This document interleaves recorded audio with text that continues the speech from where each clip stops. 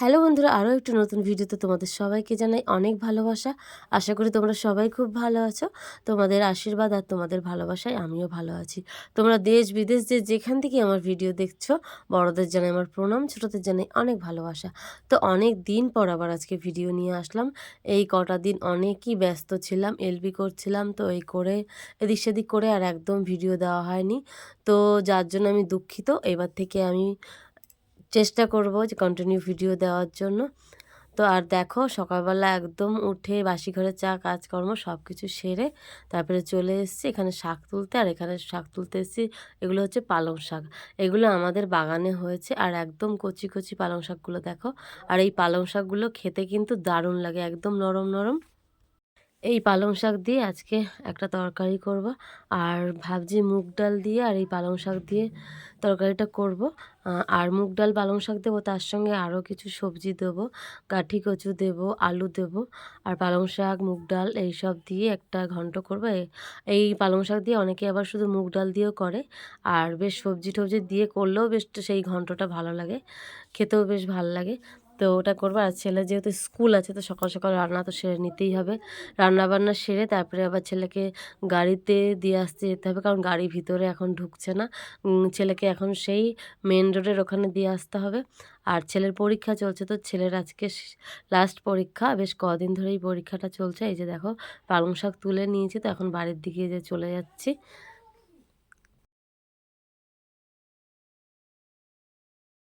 তো পালং শাকগুলো বাগান থেকে তুলে নিয়ে এসে তারপরে একটু বেছে নিয়েছি। তারপরে বেছে নিয়ে দেখো, পালং শাকগুলোকে এখন পুকুরের জলে একটু ভালো করে ধুয়ে নেবো ঝুড়িতে করে। তাহলে কি হবে, ওর মধ্যে যে মাটি বা কোনো নোংরা থাকলে সেগুলো ধুয়ে যাবে ভালোভাবে। আর আমি প্রথমে পালং শাকটা কাটিনি, আগে ধুয়ে নিয়েছি, তারপরে পালং শাকটা কেটে নেবো, কারণ একদম নরম পালং শাক তো ওই জন্যই কেটে আমি ধুলাম না, প্রথমে ধুয়ে তারপরে কেটে নেব। তারপরে রান্না বান্নার জন্য সবজি কাটা আর যা যোগাড়যন্ত্র করার ছিল সব করে নিয়েছি। এখন চলে এসেছি যে উনান ধরাতে। আর এই উনানটা দেখো, নতুন করে করা হয়েছে উনানটা। এই উনানটা ছিল, কিন্তু যেহেতু বর্ষাকালে উনানটা ভেঙে গেছিলো, তো ওই জন্য এই উনানটাকে আবার নতুন করে করতে হয়েছে। আর শীতকালের বেশিরভাগ এই বাইরের উনানেই রান্না করি, মানে সকালবেলা রান্না বা দুপুরবেলা রান্না করলে এখানে করি, কারণ রান্নাঘরের ভিতরে শীতকাল তো একটু ঠান্ডা লাগে, ওই জন্য ভিতরে করি না। আর দেখো, উনানটা যেহেতু ধরাচ্ছি, ধরানোর সময় একটু প্রথমে ধোয়া হয়, কিন্তু তারপরে যখন উনানটা ধরে যায় বেশ ভালো উনানটা জ্বলে। তো এখানে বেশ রান্না করতেও ভালো লাগে, কারণ যেহেতু রোদ লাগে। তো এবার রান্নাটা করবো, কারণ ছেলের আবার স্কুল আছে। রান্না করতে একটু দেরি হয়ে গেলে এবার ছেলেকে দিয়ে আসতেও দেরি হয়ে যাবে। তো এই যে দেখো, সেই যে ঘন্টটা হচ্ছে পালং শাক দিয়ে আর সবজি, কচু যা কিছু সবজি ছিল সেগুলো দিয়ে। এই ঘন্টটা খেতে কিন্তু দারুণ লাগে, খুবই ভালো খাই। তো তোমরা একদিন করে দেখো, ভালো লাগবে তোমাদের। তো রান্নাবান্নার কাজ সব কিছু শেষ করে তারপরে চলে আসলাম এই যে ছেলেকে নিয়ে। আর ছেলে এই যে এখন স্কুল যাচ্ছে, আর ওর গাড়িটা একটু আগে এসেই দাঁড়িয়ে আছে এখানে। আর এখন যেহেতু ছোট, যেহেতু ওদের স্কুলে যারা ছোট ছোট পড়ে ওদের পরীক্ষা শেষ, এখন ওদের মতো যারা একটু বড় আছে ওদের পরীক্ষা চলছে, ওই জন্যই গাড়ি এখন ভিতরে ঢুকছে না। তো ওরা মাত্র দুজনই এখন যাবে, তো ও চলে এসছে, আর একজন এখনও বাকি আছে গাড়িতে আসার জন্য। তো এই যে এখন গাড়িতে তুলে দিয়ে আমি বাড়ির দিকে চলে যাব। আর এদিকে দেখো বন্ধুরা, এই যে দেখো চাল দেখতে পাচ্ছ, আর তোমরা চালের সঙ্গে আর কিছু কি দেখতে পাচ্ছ বলো তো? এই যে কালো কালো, এগুলো হচ্ছে ছোট ছোট কালো কালো চালের পোকা। আর আমাদের যেহেতু বাড়িতেই চাল তৈরি করা হয় বাড়ির ধান থেকে, ধান সিদ্ধ করে তারপরে চাল তৈরি করে নিজেদের বাড়িতেই সেই চাল খাওয়া হয়, আমাদের আর বাজার থেকে চাল কিনতে হয় না। তো সেই বস্তাতে করে যে চাল রেখেছিল, তো সেই চালে দেখো পোকা হয়েছে।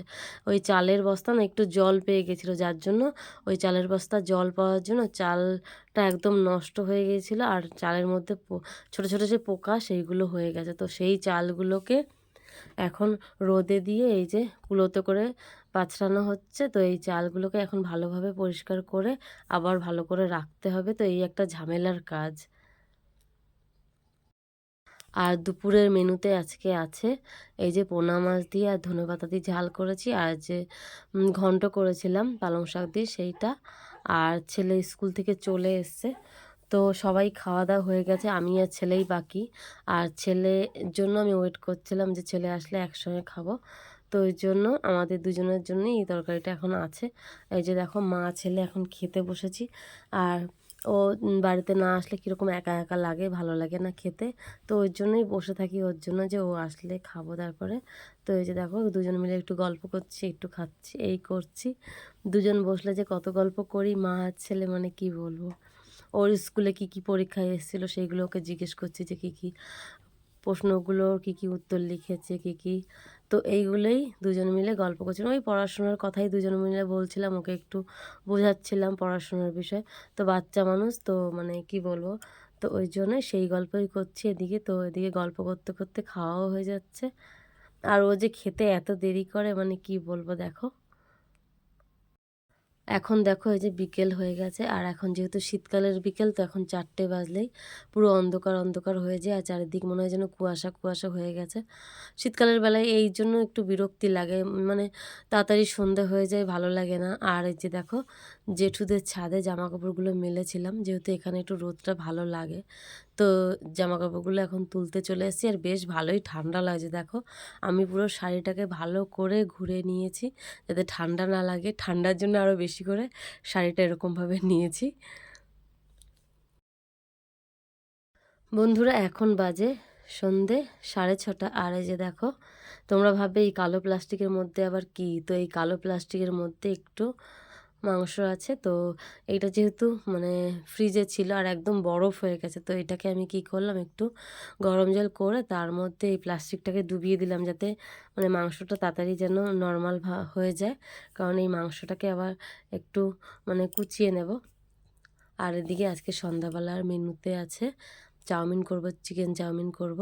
চিকেন চাউমিনটা ছেলে খেতে ভালোবাসে, আর কদিন পরীক্ষা চলছিল বলে ওকে এটা সেটা কোনো হাবিজাবি কোনো খাবার দেয়নি। তো ওর আজকে যেহেতু পরীক্ষা শেষ হয়েছে, তো ও বলল মা আজকে একটু চিকেন চাউমিন করে দাও।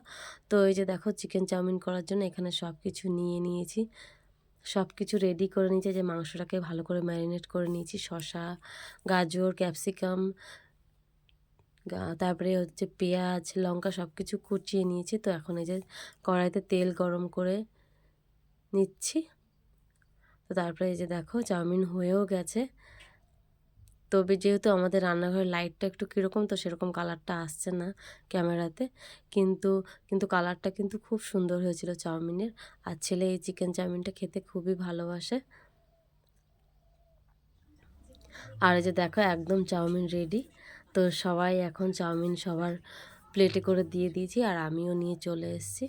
তো এখন এই চাউমিনটা সবাই মিলে একসঙ্গে সবাইকে দিয়েছি, তারাও খাবে আর আমি আর ছেলেও খেয়ে নেব। তো ঠিক আছে, আজকের ভিডিওটা তোমাদের কেমন লাগলো তোমরা অবশ্যই কমেন্ট করে জানিও। যদি ভালো লেগে থাকে অবশ্যই লাইক কমেন্ট শেয়ার করে দিও। আমার পাশে থেকো, তোমরা সবাই ভালো থেকো, সুস্থ থেকো। তোমাদের সবাইকে টাটা।